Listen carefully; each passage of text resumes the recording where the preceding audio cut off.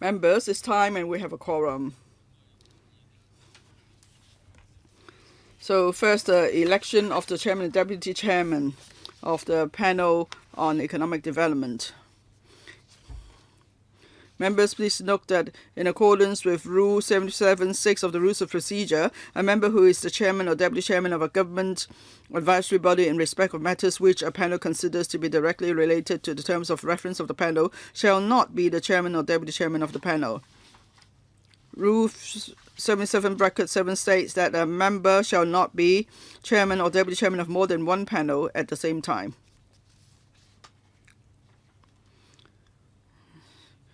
House Rule 22 and Appendix 4 stipulate the procedure for the election of chairman.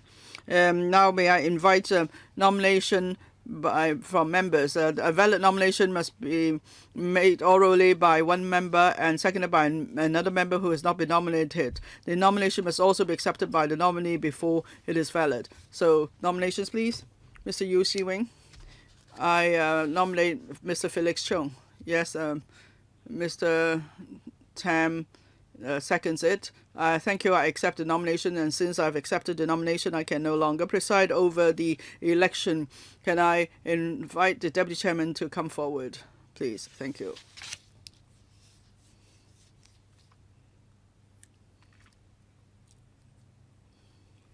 So, can I ask if there are other nominations, please?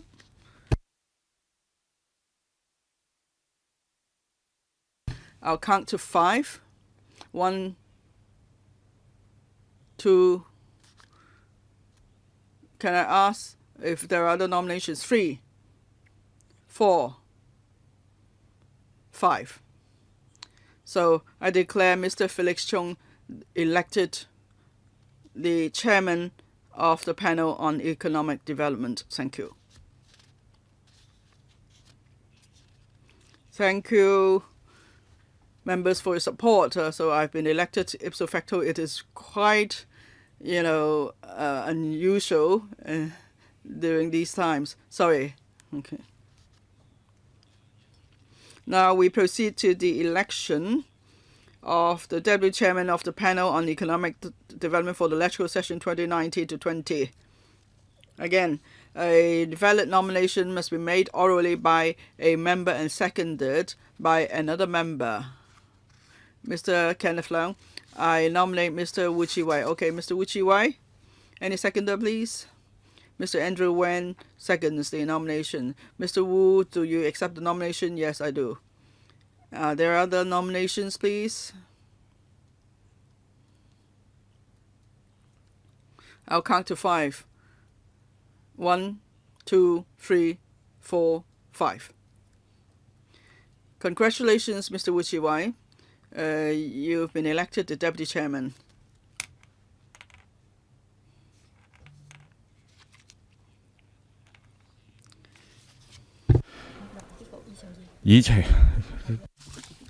About the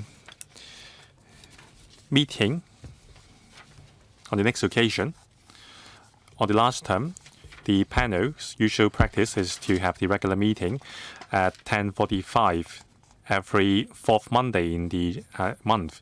If members agree to the same arrangement, we will ask the secretariats to arrange it like our usual practice. So we will have the regular meeting on the fourth Monday every month.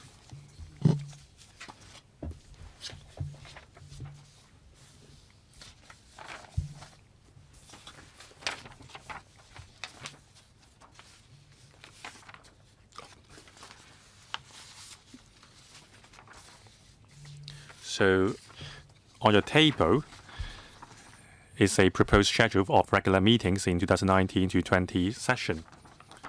Please note that in November and December, that's on the 26th of November, we have changed the meeting to 4:30 p.m. For December, the 18th, the meeting will still be held on 10:45. On the 20th of January 2020, we have changed the meeting to 2:30 p.m. So please take note of this change. If you don't have any objection, then we will move on to discuss the items for discussion in the next meeting. On the next meeting, of course, the Secretary for Commerce and Economic Development and the Secretary for TH Bureau will address the relevant policy and measures mentioned in the policy address.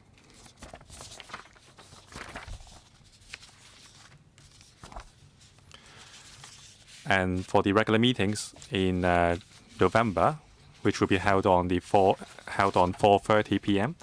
on 26th of November. For now, we have 3 items for discussion. Firstly, annual tariff reviews with the 2 power companies. And then sustainable development of Hong Kong's ports and development of high-value-added maritime services. And the proposal of turning a supernumerary post of AOSGC in the Transport and Housing Bureau into a permanent post. And lastly, the 3rd item. Mr. Abraham Sheck, concerning the stormy period in the last 4 months, many S&M enterprises in many trades have to close down. I believe it is not about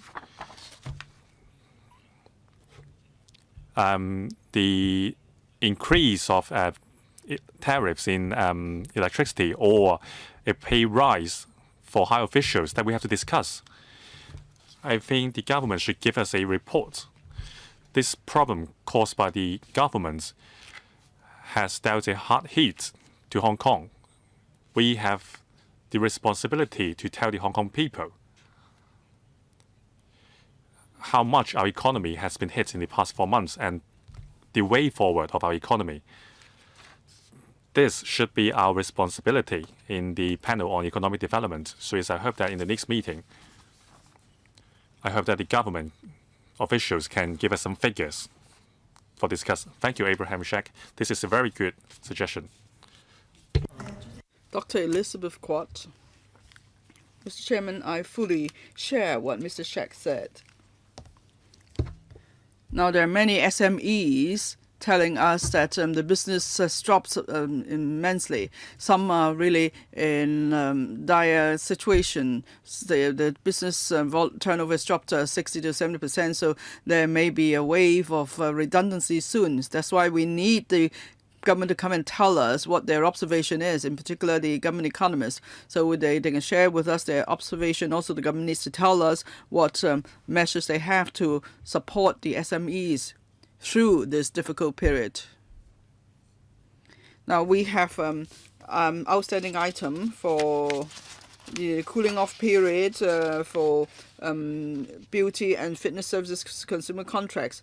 Now, but actually, for the beauty and fitness services, the government is proposing a cooling off period. I've had a meeting with the business there, and now their business has suffered, by 60 to 70%. If you want to roll out cooling off period, you will drive them out of business altogether.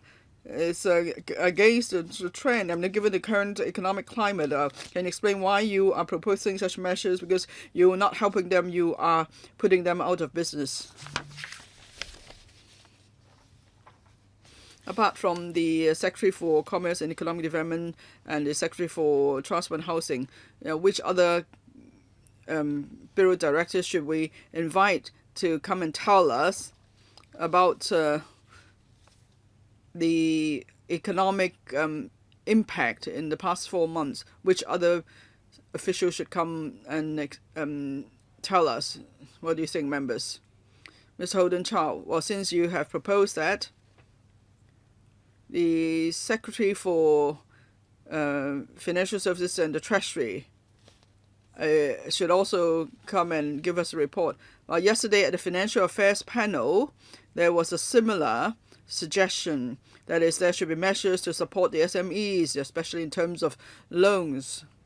But then if we are considering the economic development angle and we want some data, then there should be someone from the FSTB, because they do have some data that they can share.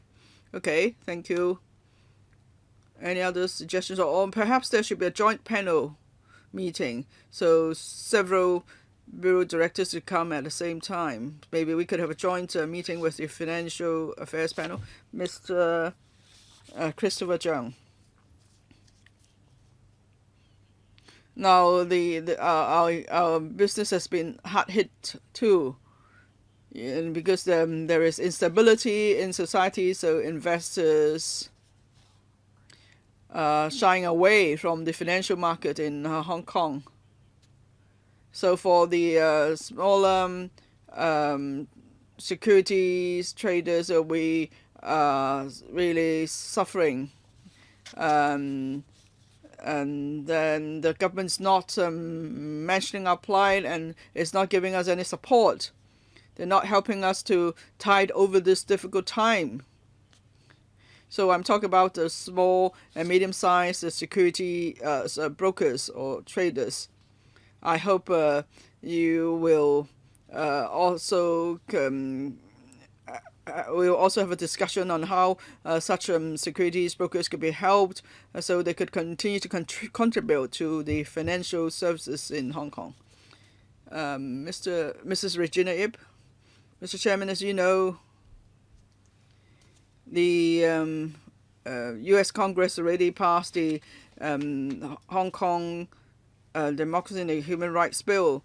And of course, then they will next go to the Senate. What is the lobbying strategy of the government? Maybe then we'll have to ask the Secretary for Commerce and Economic Development to explain that. Yes, maybe it has not directly related to the economy, but our economy may be hit. Exactly, our economy may be hit. So what are people doing at Washington? What is their strategies? I think they need to come and report, right? Well, yes, we have to arrange that as soon as possible, because the House of Representatives and the Senate and House of Senators would soon pass the bill.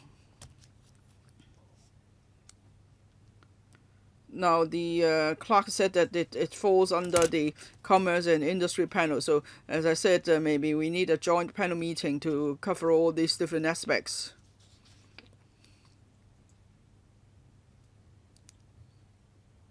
Perhaps we could discuss with the chairman of the other panels and see if we could hold a special meeting. It's not just about commerce and industry. You know, for that particular bill, there are certain provisions that would restrict the export of high technology to Hong Kong. So we affect our technological development. They've made it clear it's because China wants Hong Kong to be one of the high-tech and innovation center in the Greater Bay Area. So this is not so narrow. In that case, I think we have to bring all the bureau directors here. Any other views, please? Otherwise, if there are no other views, perhaps I will schedule a meeting. So the Secretary for Commerce and Economic Development and the Secretary for Transport Housing, well, we have a meeting with them, and then maybe we have another joint panel meeting to cover all the issues mentioned just now, okay?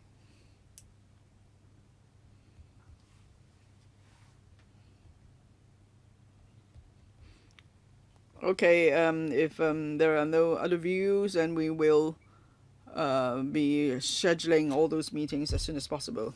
Meeting adjourned. Thank you.